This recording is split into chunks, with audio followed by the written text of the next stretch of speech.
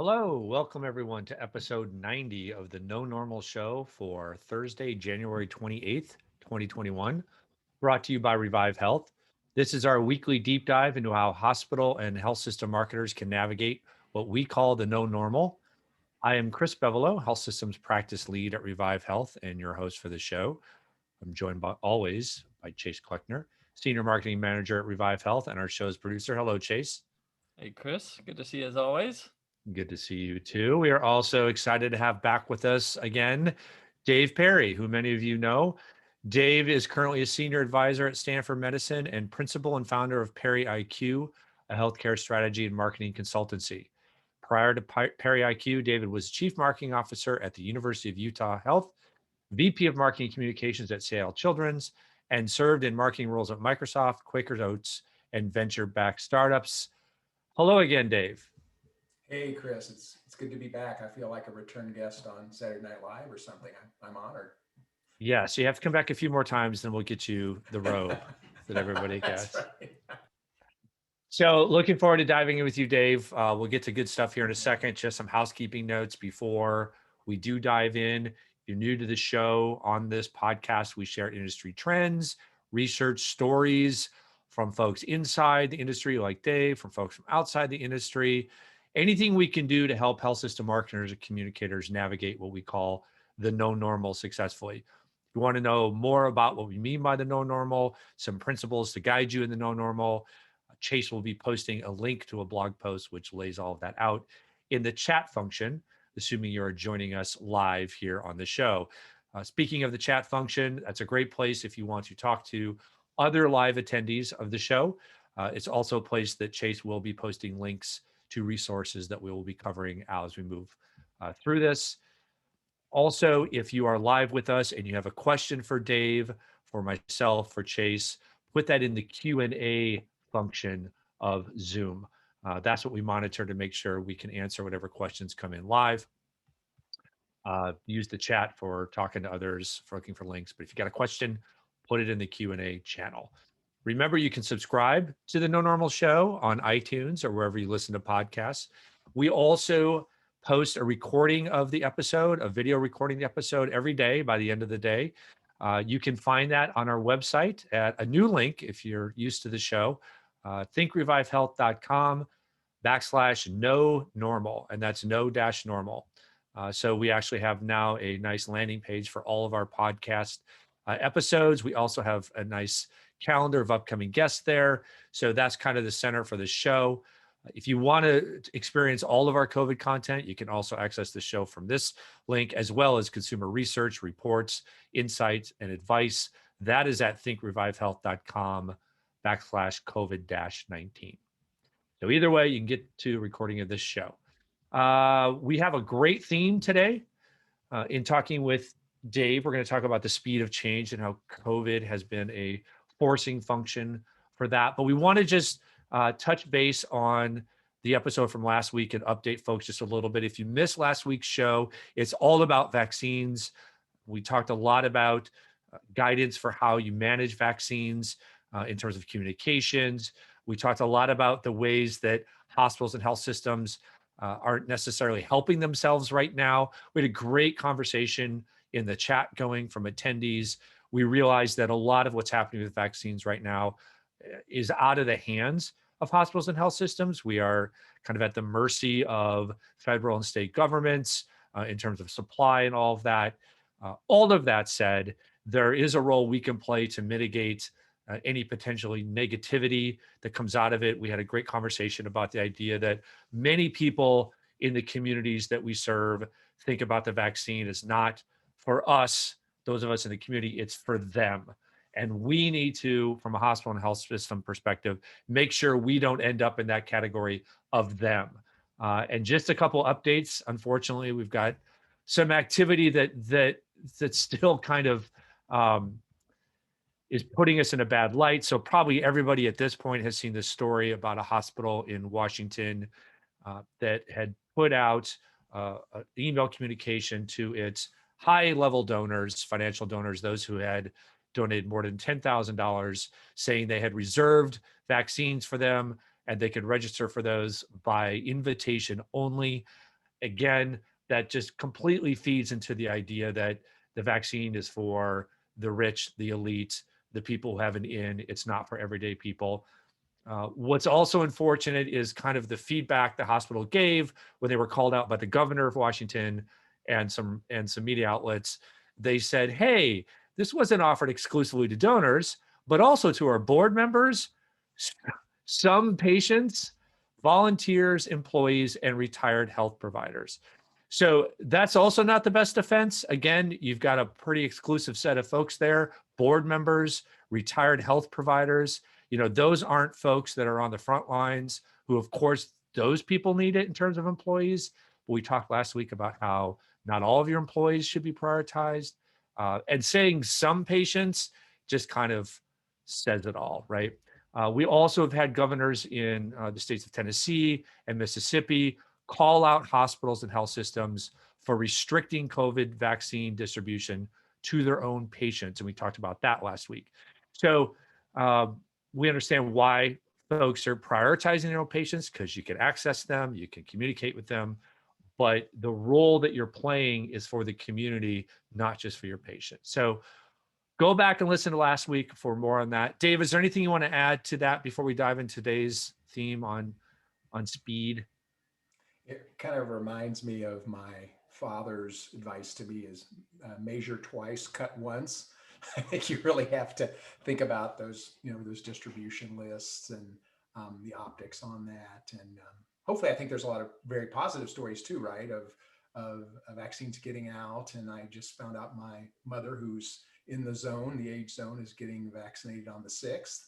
So something is working somewhere throughout the country, and I think we'll just see more improvements as we go along and some lessons learned. But yeah, for sure. And I think that the struggle is, to your point, distributing a vaccine is, for most people, would be seen as kind of, hey, this is just kind of like a foundational thing that should be done well. And we know it hasn't been handled well by the federal government, by states. This isn't just about hospitals and health systems, but it's hard to like celebrate. Look at us. We adequately distributed the vaccine. Like most people will go, yeah, that's kind of what you're supposed to do. There are really fun stories and interesting stories. Like I think yesterday there was a story about some healthcare workers got trapped in a blizzard, and they had vaccine with them. They were transporting, and it was gonna, you have to keep it at a certain temperature. And if they didn't use it, they would lose it. So they went up and down the line of cars who were also stuck in the snow and distributed to whoever needed it. Now that's a fantastic story, not necessarily attributed to hospital and health systems, but is that kind of story that on a positive side, it's just hard to kind of expect to get media attention for doing what you're supposed to do. So it's a tough place to be, to be fair. I think it's a tough logistical challenge. It There was is. an older gentleman that was a friend of mine, a mentor of mine, that worked on the Normandy landing during World War II, and I don't think he compared to that. But it's a huge undertaking. There's so many pitfalls that can take place. I did read this morning where in California, I think Blue Cross or Blue Shield will get involved in distribution.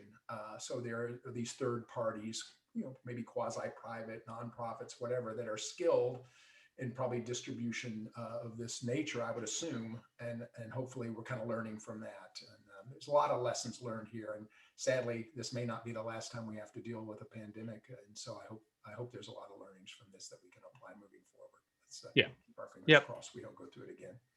Yeah, that was a major theme, I think, of the folks on the chat who we completely empathize with, because they're hospital and health system marketers and communicators, just saying there is no playbook for this, and that's very fair.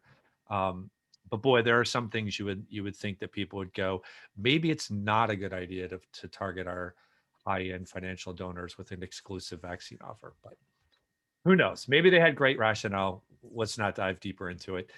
Let's shift to what we're here to talk about, Dave, with you, and that is the speed of change.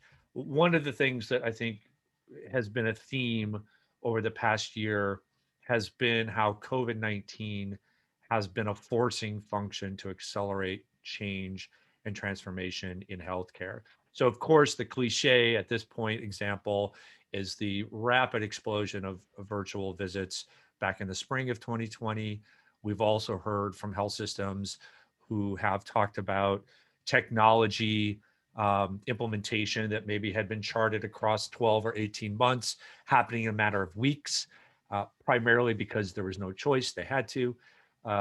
And we've also talked about, in terms of the no normal, what it means to live in the no normal in an era of uncertainty, really needed to be able to kind of be nimble and be able to act real time, because things are changing so fast, like the vaccine distribution story we keep talking about.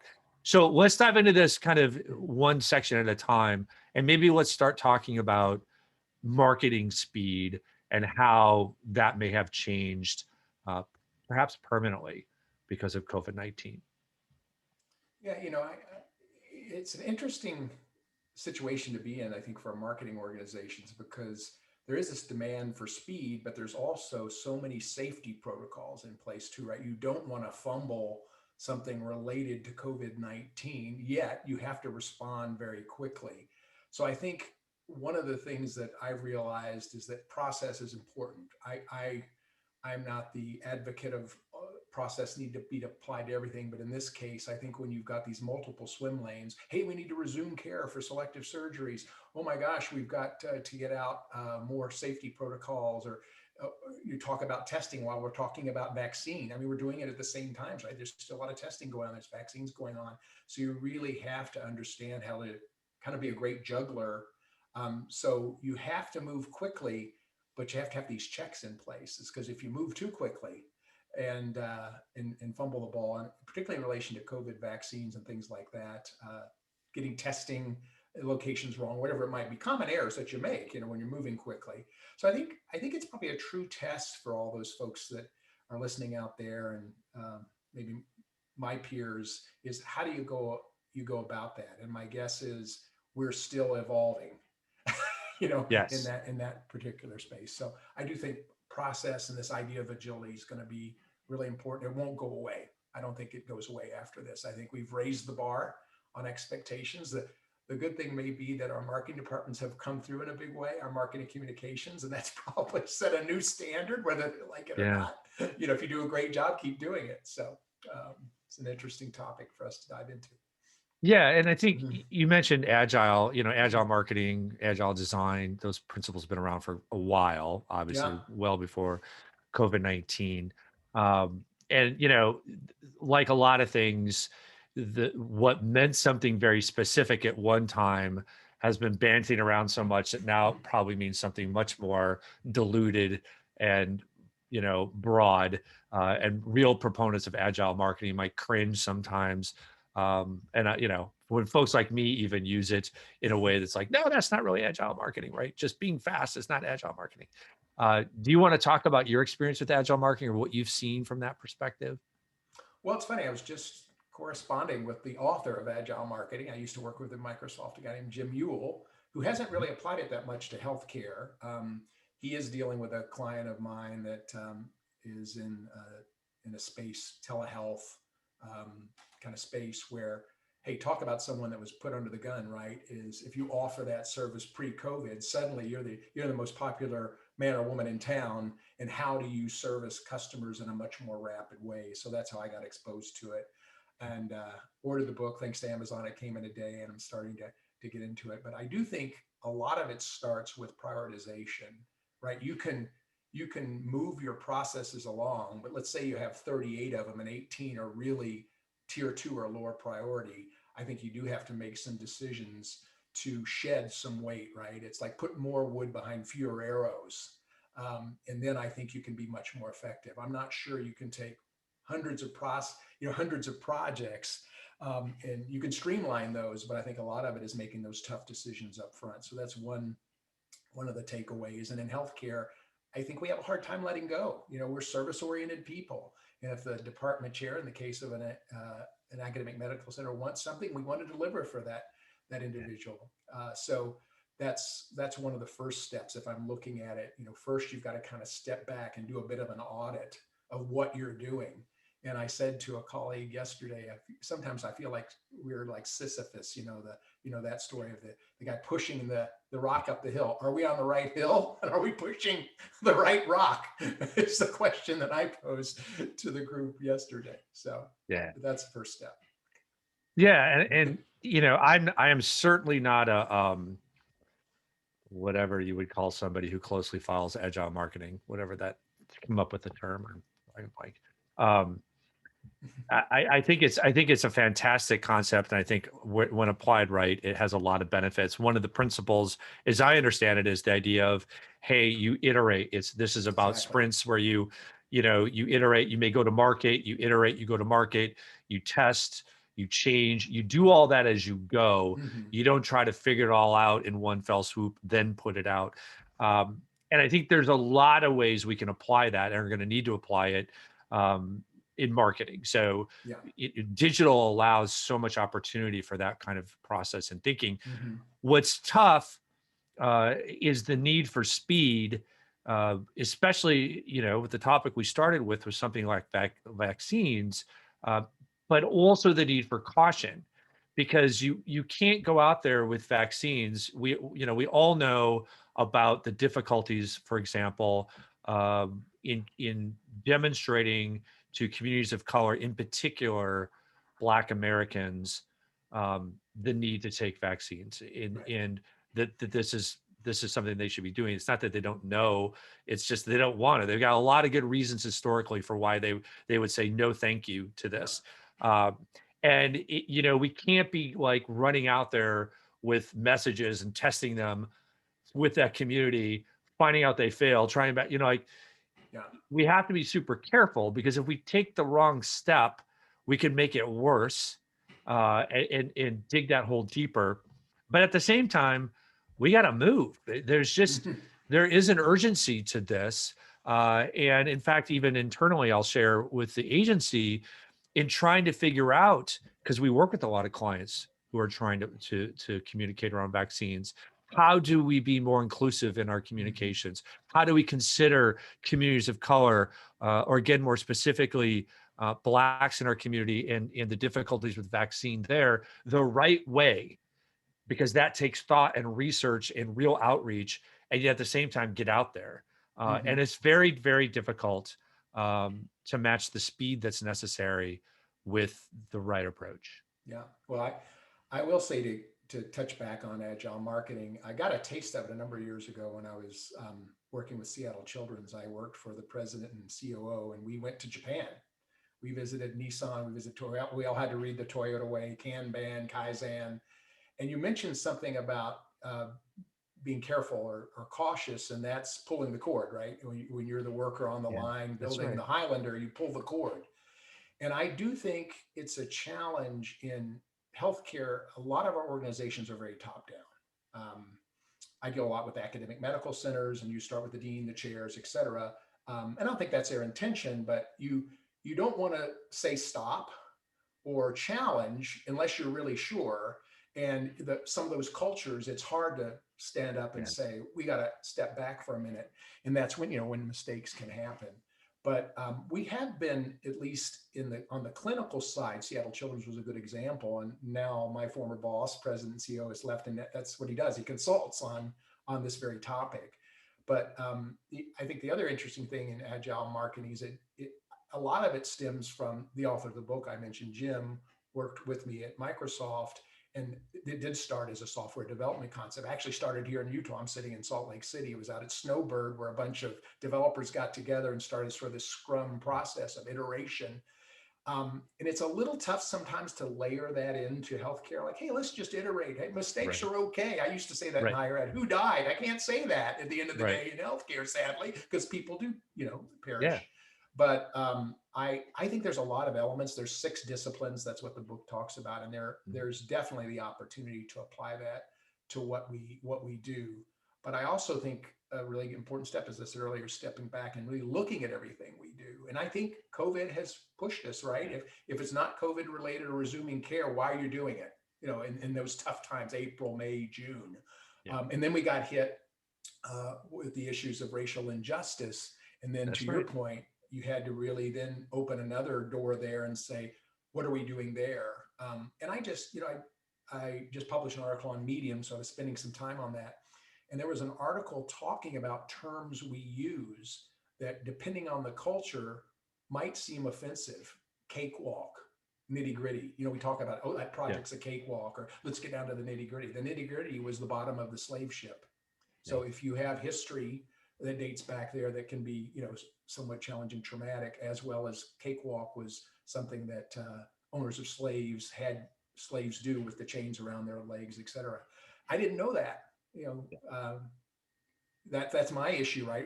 As a communicator, we need to be aware of these things. And I think a lot of organizations in our industry are doing a great job. At Stanford, we have a great VP and heading up the area of diversity, inclusion, and equity, and making us all more aware day by day. And it's a process.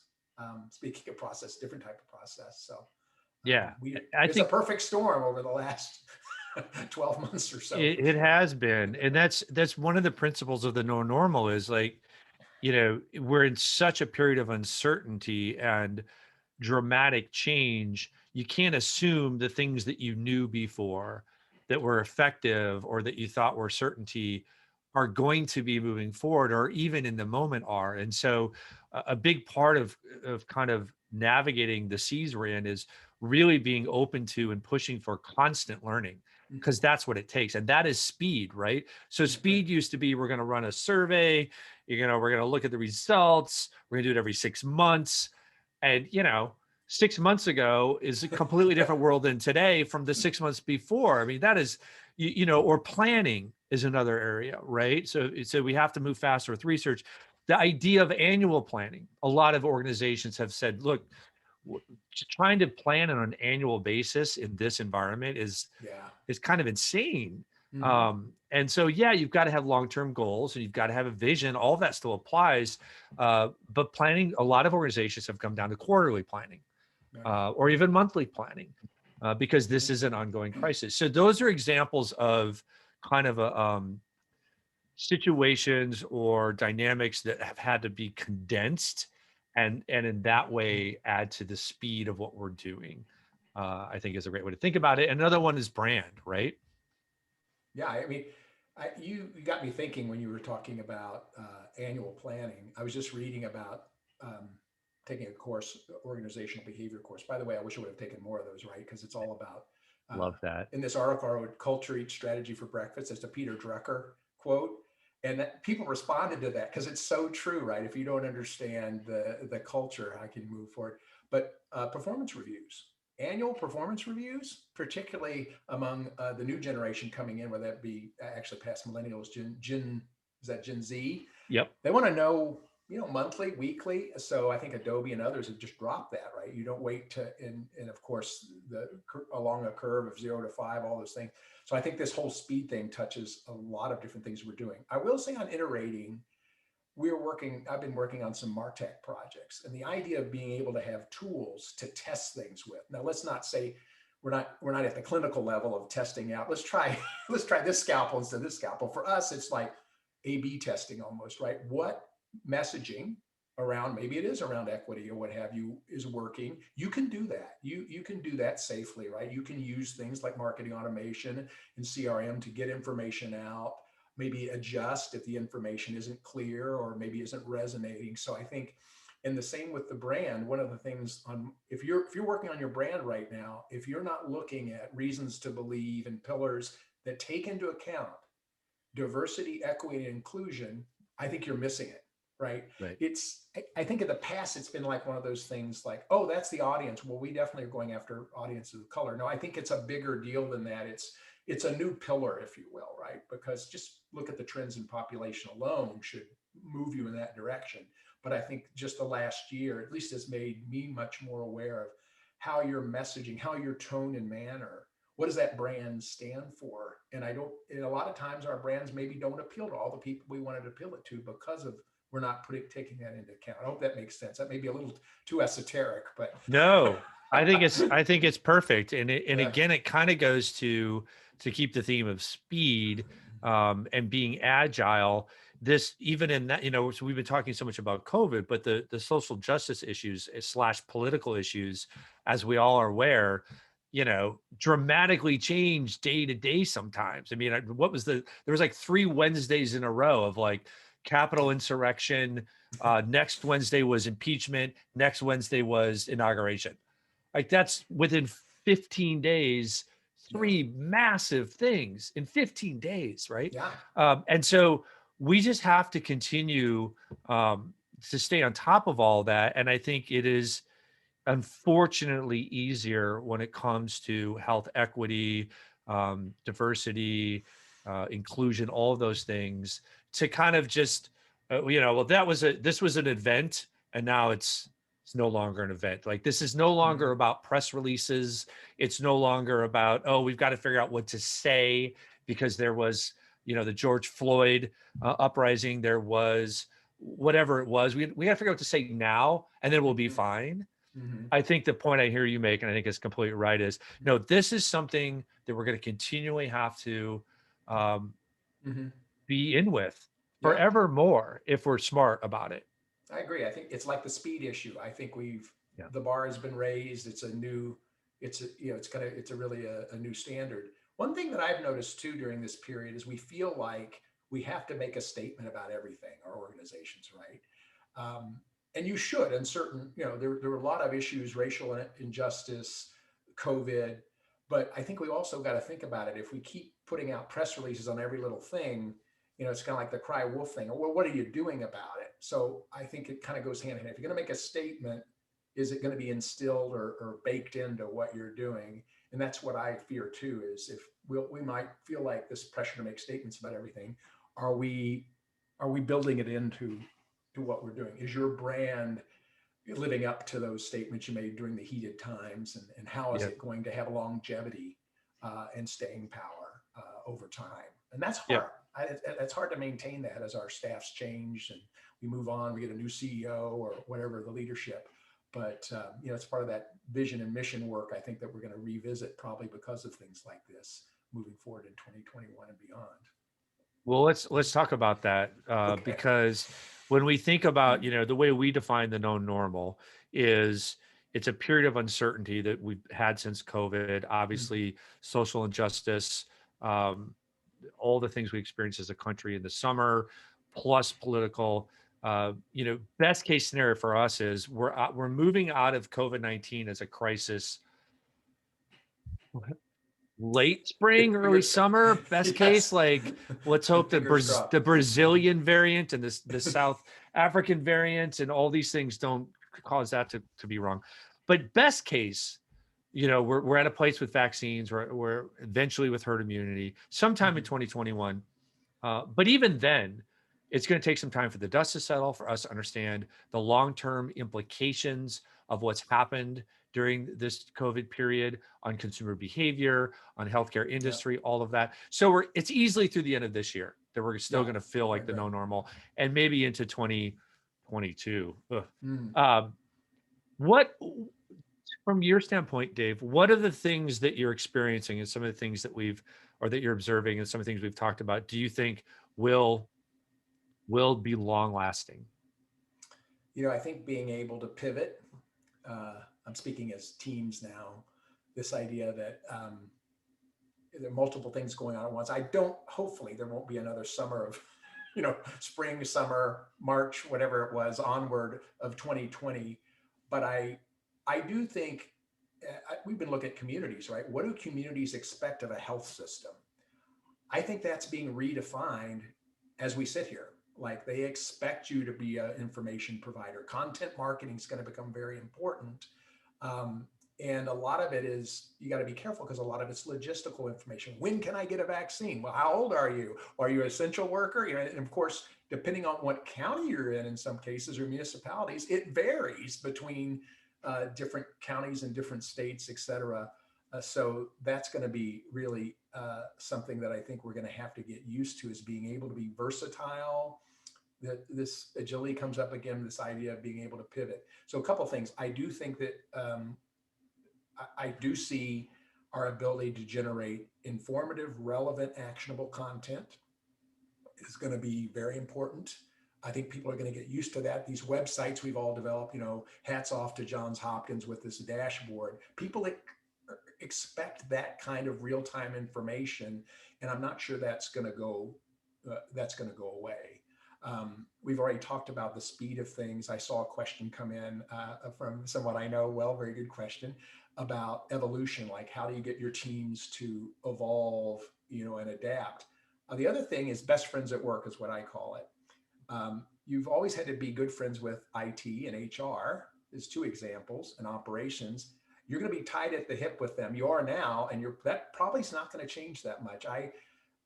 You see that facilities is really important, particularly if you're putting testing into rooms that weren't testing before, or auditoriums or what have you. This idea of working with HR, particularly when it comes to racial injustice and issues with equity, I think there's going to be a tighter link than there ever has been before. And when you think about the brand, we always want our employees to be ambassadors, but now more than ever, I think you're going to have to work hand in hand to really integrate and activate the brand through the employees, right?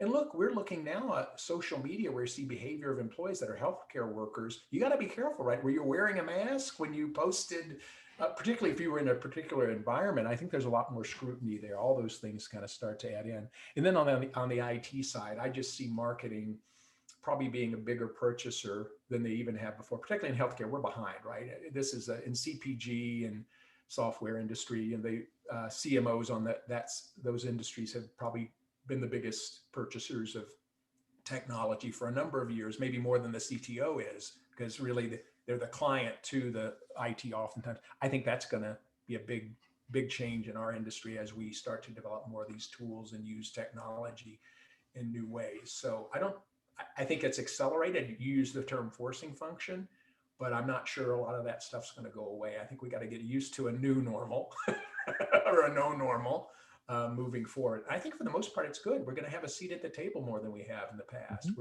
We're going to have a point of view. We're going to be able to bring data to the table, right? I can think of, I was thinking of one client, if we had CRM at the time and have been able to really start resuming care, going back to get those elective surgeries, had we had a little bit more technology to move more rapidly. Lesson learned, I think accelerated the approval of all those purchases as well.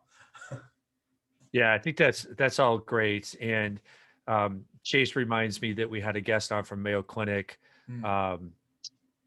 Adam, a few weeks ago, a month ago, maybe now, who talked about, he's from the area of Mayo Clinic that's all about understanding trends and how they're going to impact Mayo Clinic.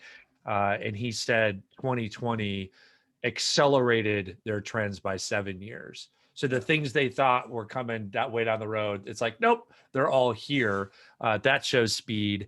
The other things I would just add to what you said, and just kind of building on a couple of them, the digital experience is not going away.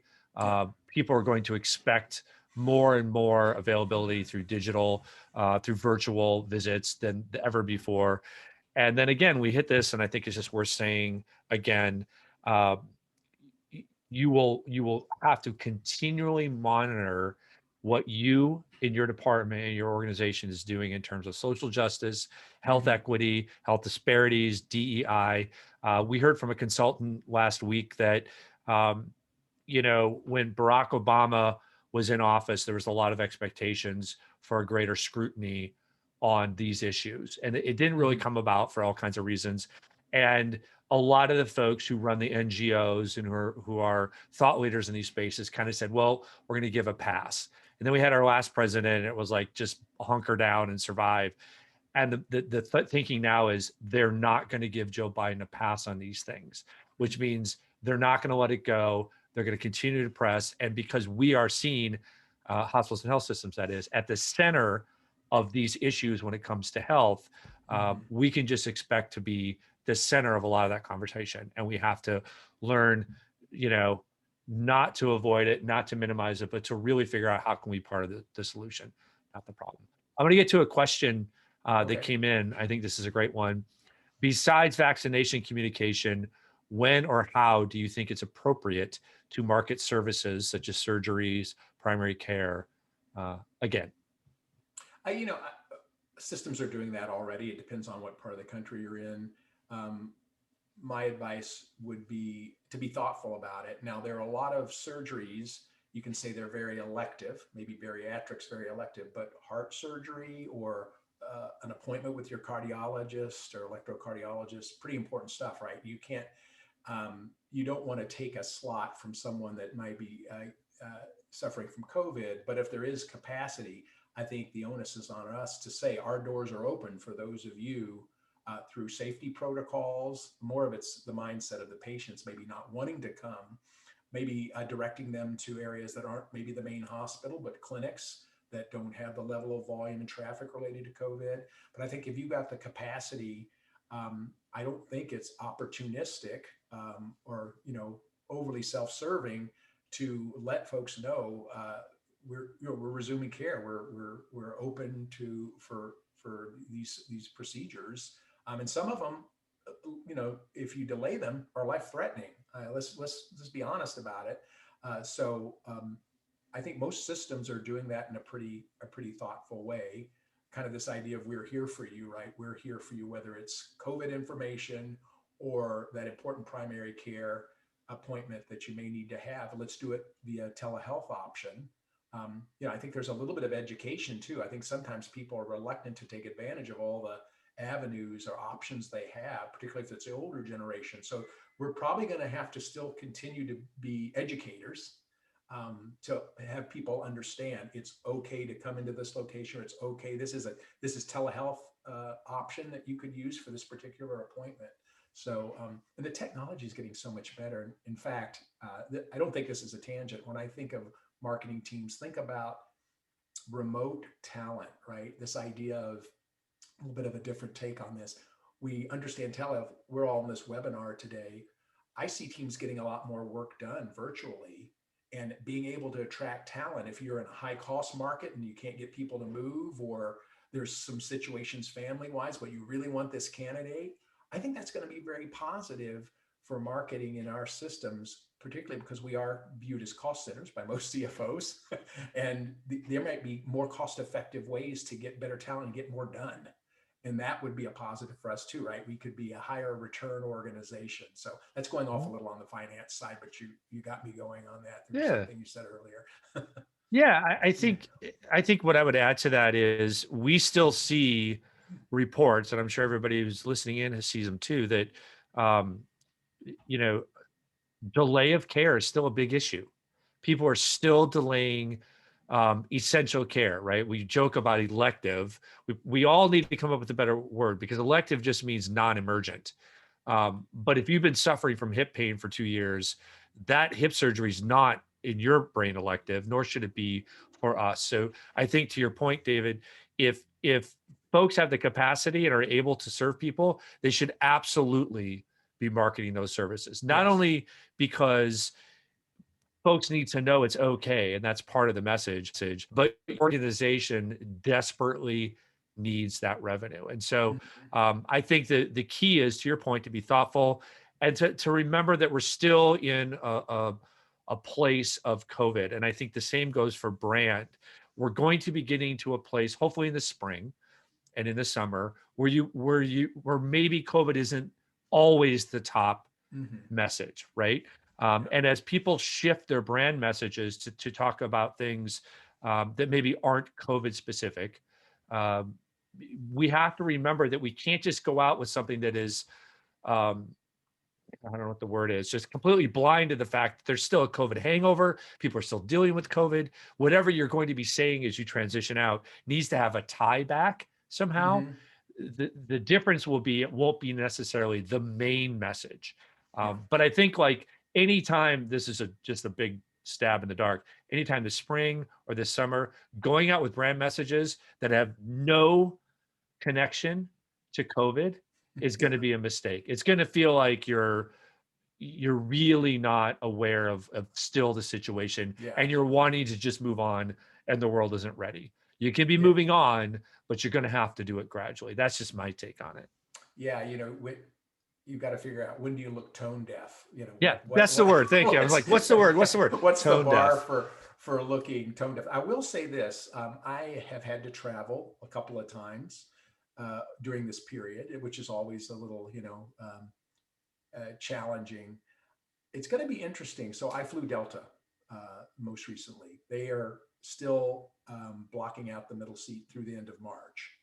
Now, that's going to change, right? I think they're going to need the revenue.